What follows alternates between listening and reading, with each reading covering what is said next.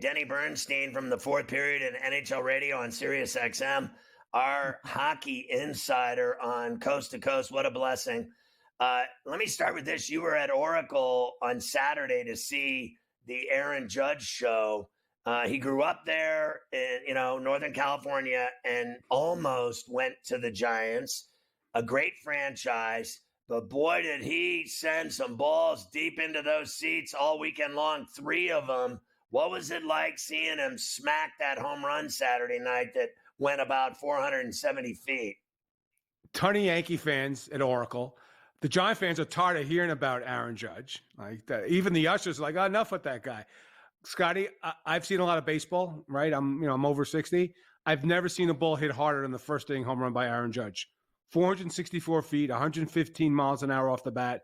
Just an incredible showing. And as you mentioned, Soto was just as good that weekend. They are a really, really good team. And they're a fun team. And you and Carver know, like a couple of seasons ago, this team was so boring to watch. And all of a sudden, you put a Soto in the lineup and Volpe emerges. It was a great weekend for the Yankees in San Francisco. And as a Yankee fan, I loved it. So I was sitting there. I had them on the run line yesterday, laying a run and a half. And they're down 5-4. And this guy, Volpe, hits the triple. And then Soto, on that second pitch, jacked that ball, and it was gone. And, I went crazy. And then they still scored another run after Stanton roped one, and they covered the bet. It was unbelievable. So I want to start with this.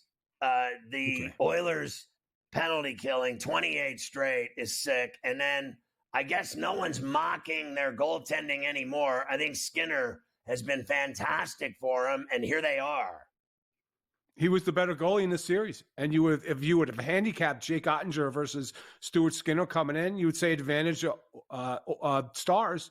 But look, here's the thing, big saves and big spots. And I'll tell you, Scotty, I was on with you, I think 2 weeks ago when the series started.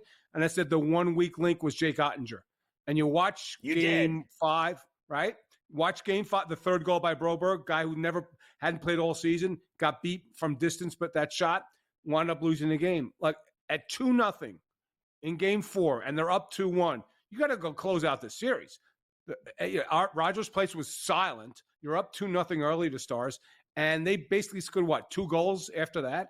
It was a stunning display of defensive ability by the Edmonton Oilers. And you say, hey, that came out of nowhere because this is an offensive team. We talk about McDavid and Draisaitl and Zach Hyman. But if you watch this team when they won those 16 in a row, Scotty, and they weren't playing the greatest schedule in the world. They were playing relatively weak schedule, but winning games 3-2, 2-1, 4-3. They weren't winning games 7-5, 7-6, which you would think they would do. The commitment this team has made to defense under Knoblauch, and they had a little stretch late in the season where they weren't great defensively, but they got really good defensively against late in the series against Vancouver. Same thing with Dallas. They got more than a puncher's chance to win the series, Scotty. I haven't even decided. We do picks for the fourthperiod.com for Sirius XM.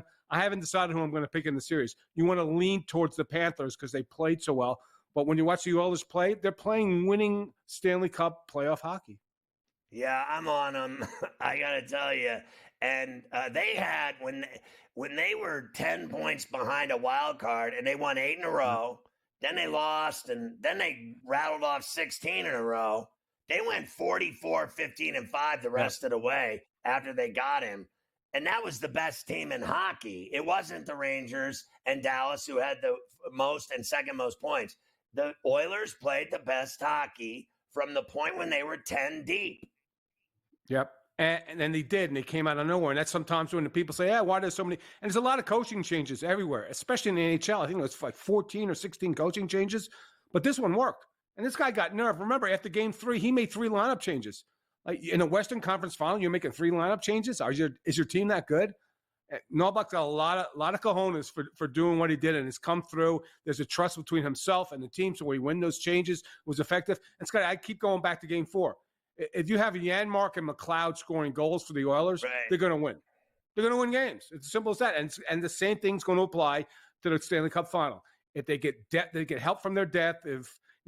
Look, Kane got hurt again, so I'm not sure how effective he's going to be. Is Corey Perry going to be effective? But if they get goals from their bottom 6, they're going to wind up living the trophy without question. But I would not sell the Florida Panthers short, because the one thing the Oilers haven't faced in the West that they will in the Cup final. That's a really mean, aggressive, physical Panthers team. And that's the one thing. You know, Connor Leon had it relatively easy with the Stars with respect to the physicality. Not in this round. They're going to get hit. They're going to get hit a lot. But again, I think it's a toss-up going in to Saturday night. They're so big, though. I'm not afraid of them. I know they forecheck brilliantly. That's their game. I know they're tough. I know they're physical, but they're not as fast and big as Edmonton. And let me ask you this. What did you think of the abuse Nurse got, and then how he turned that on all the media and fans that, you know, they wrote this guy a ticket to hell? I mean, they gave him the business, and then he ended up doing great for them. And what a who you to you on the media and the fans in Edmonton. Well, the reason he was getting all the grief is that he signed for $9.25 million, and for majority of the contract, he hasn't played that way. He's played like their fourth best defenseman, and he's their highest paid player, right? Highest paid defenseman, not highest paid player, right? And I'll tell you where that turned, right? There was all that criticism, and one of the reporters asked Stuart Skinner about Darnell Nurse, and Conor McDavid was up there with Skinner and said, I'll take this question. I'll take this question. So for me, that was huge for him. And he's played well. He doesn't have to be the best defenseman. He could be the third best defenseman because Bouchard and Ekholm are a dynamite pair. But if he plays within his game and doesn't try to do extra, he can be an effective defenseman in this series, and he was in the last series, and certainly in the Cup final as well. So what are you going to do, Elvis? Are you going 3,000 miles back and forth the whole time? Like, are you really going on the rendezvous 3,000 every other day? And I'm not complaining about it. I'm the one media person that's not going to complain about it. I'm going to fly back to LA between games 2 and 3 and probably, 4 and 5 because I am still married. I want to stay in my house. I don't want to stay married. So, I got to see my wife at least a couple of times these 2 weeks. Who's Patty pulling for? Well, Bernstein, we're Jewish. Hyman, the Oilers.